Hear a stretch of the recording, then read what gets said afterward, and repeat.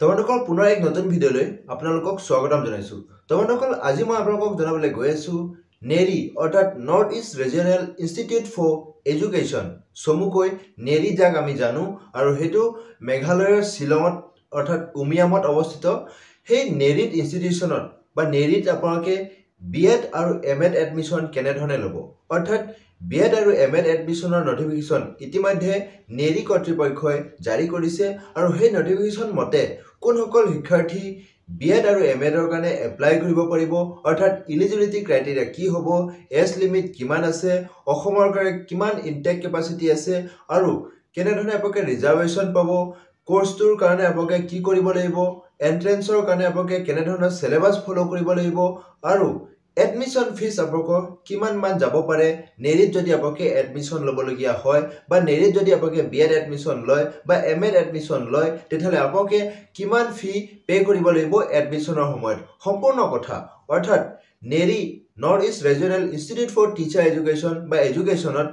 BEd আৰু MAd admission ল'বলৈ সম্পূৰ্ণ বিতং তথ্য মই আপোনালোকক এই ভিডিঅ'টিত জনাবলৈ গৈ আছোঁ। তোমালোকৰ তেতিয়াহ'লে ভিডিঅ'টি হ'বলৈ গৈ আছে বহুত ইনফৰ্মেটিভ। ভিডিঅ'টি শেষলৈকে চাব, আৰু এনেধৰণৰ ইনফৰ্মেটিভ ভিডিঅ' পাই থাকিবলৈ মোৰ এই চেনেলটি এতিয়া পৰ্যন্ত যদি ছাবস্ক্ৰাইব কৰা নাই, ছাবস্ক্ৰাইব কৰি মোক আগলৈ এনেধৰণৰ নতুন নতুন ভিডিঅ' বনোৱাত প্ৰেৰণা যোগাব বুলি মই আশা ৰাখিলোঁ। তোমালোক আজি মূল ভিডিঅ'টিলৈ মই আগবাঢ়ো। তোমালোকৰ এইটো হৈছে NCERT-য়ে পাব্লিছ কৰা এটা নটিফিকেশ্যন, যিটো নটিফিকেশ্যন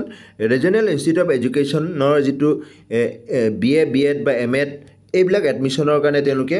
শ্বৰ্ট নটিফিকেশ্যন আউট কৰিছে, আৰু যেতিয়া ফুল নটিফিকেশ্যন আহে মই আপোনালোকক জনাম। তাৰ আগতে বন্ধুসকল মই আপোনালোকক জনাই দিওঁ, নেৰি যিটো হ'ব north east regional institute of education, তাতো আপোনালোকে এডমিশ্যন ল'ব পাৰিব। আৰু ইয়াত আপোনালোকৰ যিটো এক্সাম, এই CEE যিটো কম্বাইন এণ্ট্ৰেন্স এক্সাম যিটো হ'ব 2025-ৰ বাবে 29/6/2025, অৰ্থাৎ তেওঁলোকে জুনৰ 29 তাৰিখে কণ্ডাক্ট কৰিব। তো এপ্লাই প্ৰক্ৰিয়া খুব সম্ভৱ তেওঁলোকে জুনৰ ফাৰ্ষ্ট উইকত আৰম্ভ কৰিব। জুনৰ ফাৰ্ষ্ট উইকৰ পৰা মানে 15 ডেইজ বা 20 ডেইজ তেওঁলোকে এপ্লাই প্ৰক্ৰিয়াৰ সময়সীমা দিয়ে, সেইটোৰ ভিতৰত আপোনালোকে এপ্লাই কৰিব লাগিব। আৰু আপোনালোকে এপ্লাই কৰিব লাগিব ভুৱনেশ্বৰত, অৰ্থাৎ ভুৱনেশ্বৰ যিটো অফিচিয়েল ৱেবছাইট আছে তাত আপোনালোকে এপ্লাই কৰিব লাগিব। তাৰ আগতে বন্ধুসকল মই আপোনালোকক জনাই দিওঁ আপোনালোকে কি কি কোৰ্চত এডমিশ্যন ল'ব পাৰিব এই CEE 2025-ৰ এক্সামৰ জৰিয়তে। হয় বন্ধুসকল, ইয়াত তেওঁলোকে কৈছে application are invited online from the eligible candidates for admission into various teacher education programme versus BA, BEd বা BSc, BEd, MSc BEd হ'ব, আৰু লগতে BEd হ'ব, MSc ইন এডুকেশ্যন হ'ব, BEd হ'ব, আৰু BEd আৰু MAd হ'ব একেলগতে 3 ইয়াৰ। এইটো বহুত ভাল কোৰ্চ। BEd আৰু MAd একেলগতে আপোনালোকে 3 ইয়াৰ কৰিব পাৰিব, আৰু লগতে যিটো আপোনালোকে MA ইন এডুকেশ্যন টেকন'লজি 2 ইয়াৰ আৰু MAd 2 ইয়াৰ। তো এইবিলাক কোৰ্চত আপোনালোকে এডমিশ্যন ল'ব পাৰিব। তো ইয়াৰ আটাইতকৈ ভাল হৈছে কি, যিসকল শিক্ষাৰ্থী BEd কৰিম বুলি ভাবি আছে তেওঁলোকে 3 বছৰৰ BEd আৰু MAd যদি একেলগতে লয়, 3 বছৰত তেওঁলোকে BEd আৰু MAd কমপ্লিট হৈ যাব। যিটো আমাক 4 বছৰ নৰ্মেল যিটো 4 বছৰ লাগে, তেওঁলোকৰ 3 বছৰত কমপ্লিট হৈ যাব। তোমালোকৰ তেতিয়াহ'লে MAd আৰু BEdতো আপোনালোকে এডমিশ্যন ল'ব পাৰিব, যিটো বহুত কম টকাত আপোনালোকে এডমিশ্যন ল'ব পাৰিব। ইয়াৰ এডমিশ্যন ফিজ কিমান হ'ব, হোষ্টেল ফিজ কিমান হ'ব মই আপোনালোকক জনাই আছোঁ, নেক্সট পৰ্যায়ত জনাই আছোঁ, ইয়াৰ পৰৱৰ্তী পৰ্যায়ত জনাই আছোঁ। তাৰ আগতে বন্ধুসকল আপোনালোকে ইয়াৰ কাৰণে প্ৰিপাৰেশ্যন চলাই থাকিব পাৰিব, আৰু এই এণ্ট্ৰেন্স এক্সামটো পাছ কৰাৰ লগে লগে আপোনালোকে বহুত কম টকাত আপোনালোকে BEd হওক বা MAd হওক আপোনালোকে এডমিশ্যন ল'ব পাৰিব। তো বন্ধুসকল তেতিয়াহ'লে ব'লক ইয়াৰ এডমিশ্যন ফিজ, ইনটেক কেপাচিটি কিমান থাকে আমি সম্পূৰ্ণ কথা জানি লওঁ। ইয়াৰ এপ্লিকেশ্যন ফি বা এলিজিবিলিটি যদি আমি চাবলৈ যাওঁ, তেতিয়াহ'লে বন্ধুসকল মই আপোনালোকক জনাই দিওঁ যে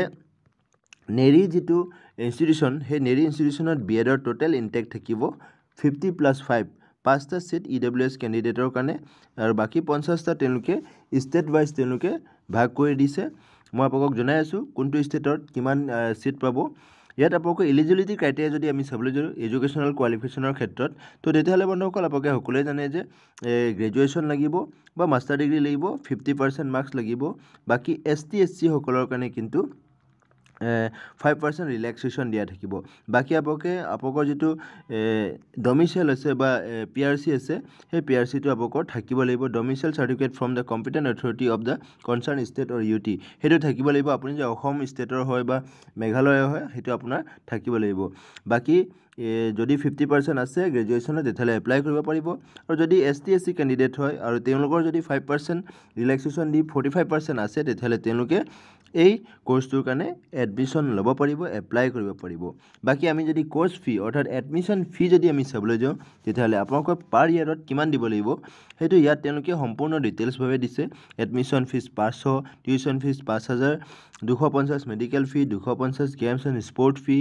মেগাজিন ফি আকৌ 200 institute caution money to be at the time of admission and refundable after completion of course 1000 যিটো আপোনালোকে কোশন মানি যিটো দিব সেইটো আপোনালোকে ৰিফাণ্ড পাব আফটাৰ কমপ্লিশ্যন অফ ডিগ্ৰী বা কোৰ্স বিএড কমপ্লিট হৈ যোৱাৰ পিছত 1000 টকাটো আপোনালোকে ৰিটাৰ্ণ পাই যাব আই কাৰ্ডৰ কাৰণে 150 তেনেধৰণে টোটেল মিলাই আপোনালোকৰ 13350 অৰ্থাৎ আপোনালোকৰ যিটো admission fees during the time of admission you have to pay 13,350 অৰ্থাৎ অনলি 13,350 পে কৰিলেই হ'ল যদি আপুনি নেৰি বিএডত বা নেৰি আপুনি যদি বিএড এডমিশ্যন ল'ব বিচাৰে তেতিয়াহ'লে 13,350 পৰিব আদাৰৱাইজ যদি আপুনি হোষ্টেল লয় বা তাত যদি আপুনি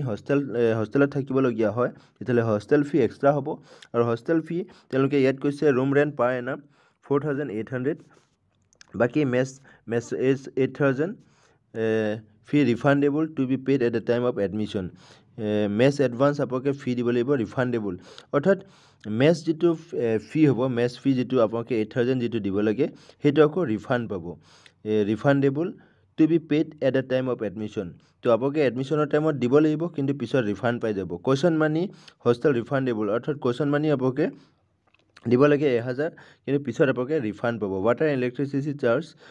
2000 ফৰ বৰ্ডাৰ্ছ অনলি তো যিসকল শিক্ষাৰ্থী হোষ্টেলত থাকিব তেওঁলোকে 15,800 এক্সট্ৰা দিব লাগিব যিটো তাৰে 9,000 তেওঁলোকে নেক্সট কমপ্লিট হৈ গ'লে কোৰ্সটো কমপ্লিট হৈ গ'লে তেওঁলোকে ৰিটাৰ্ণ পাই যাব অৰ্থাৎ ৰিফাণ্ড পাই যাব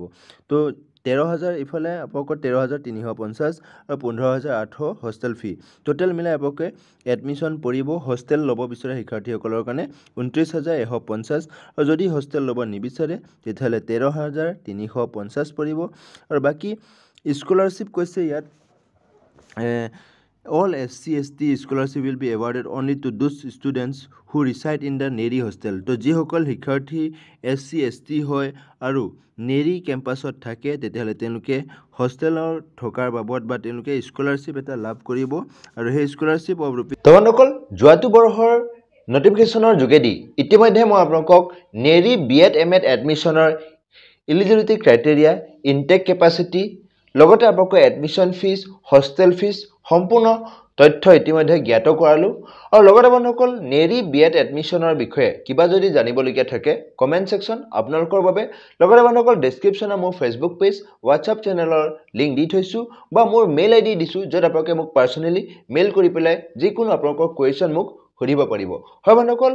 নেৰি BEd MAd এডমিশ্যনৰ ফুল নটিফিকেশ্যন যেতিয়া আহে মই আপোনালোকক আপডেট কৰিম